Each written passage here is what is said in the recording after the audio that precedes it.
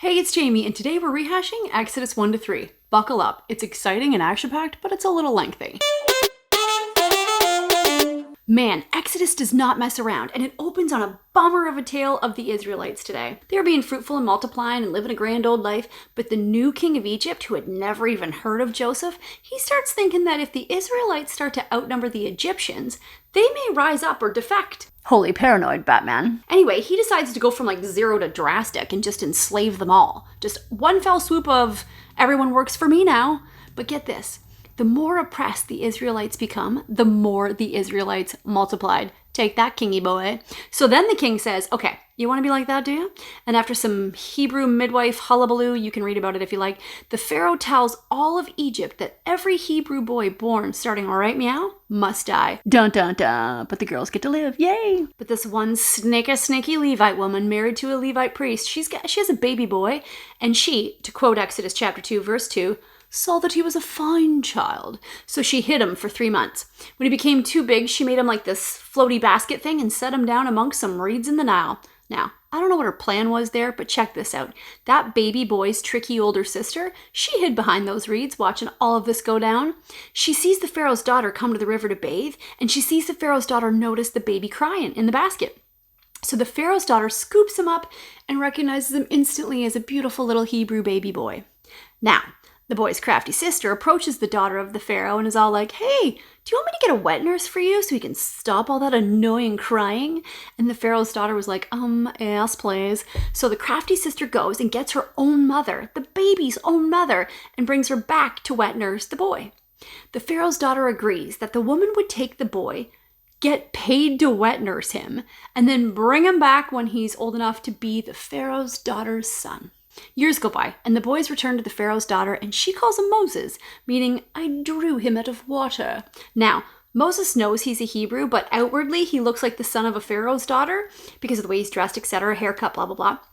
And one day, he's watching how brutal of a beating his people, his OG people, were taking in the forced labor camps, and he kills one of the abusers and is immediately found out as a Jew. Like, immediately. The Pharaoh was furious, and he calls for Moses to be killed. So Moses takes off, and he heads to a place called Midian. And it's in Midian that he rescues 7 daughters of a Midian priest at a well one day. Man, sometimes even the bad is all in God's plan to get you there. You know what I'm saying? Like to get you where you need to go. So when they told these daughters, when they told their popskis that an Egyptian had rescued them as they didn't know he was Hebrew, the father insisted that they go and get him and bring him home for dinner, girls. Come on, what are you doing? So the man invites Moses to stay and shepherd for him. And further, he just gives Moses one of his daughters, Zipporah, and they have a son named Gershom. Okay, you following along so far? Moses, Zipporah, Gershom? Okay. Meanwhile, back in Egypt, the Israelites are crying out to the Lord, reminding him of his covenant to Abraham and Isaac and Jacob, and the Lord was like, hold up, my people are in pain? I'll be right there. So God starts moving like he does, and one seemingly normal day, Moses then approaches this super weird bush that was on fire, yet not burning at the same time, and he hears God saying his name from within the bush. Like, can you imagine watching Moses talking to a bush? He'd be like, Moses, baby, what you been smoking? That fiery bush that isn't really on fire is talking to you, boy? For reals? So, from the bushes, God gives Moses the seemingly impossible task. He says that he's worried about the Israelite slaves, and he wants Moses to go and get the Hebrew elders and head on over to the Pharaoh's house and tell them that they all need to jet. Like, all the Israelite slaves need to jet for like 3 days for religious reasons. Moses is like, God, you're cute, but you know I'm like a nobody, right? And the Pharaoh totally hates me and has no reason to listen to me at all.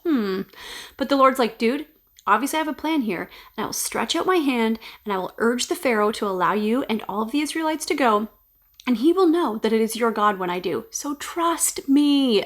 Also, tell the ladies to go to their Egyptian neighbors and ask for gold and silver, and I will ensure they say yes, so you guys can plunder the Egyptians on your way out the door, baby.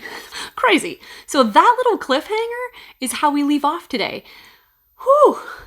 A humongous lesson here, I think, is listening to the Lord even when it doesn't make any sense. Even when the task seems impossible or the goal unreachable. If it's in his plan, you have no worries. You just got to keep on trucking down his path and it will work out the way it should for you.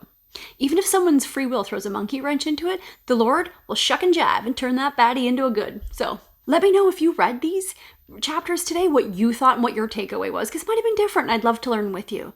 Tomorrow we're reading Exodus chapters 4 to 6, and I hope you stay on his path today. Have a blessed one, and don't forget to say your prayers. This is the Bible in a Year theme song.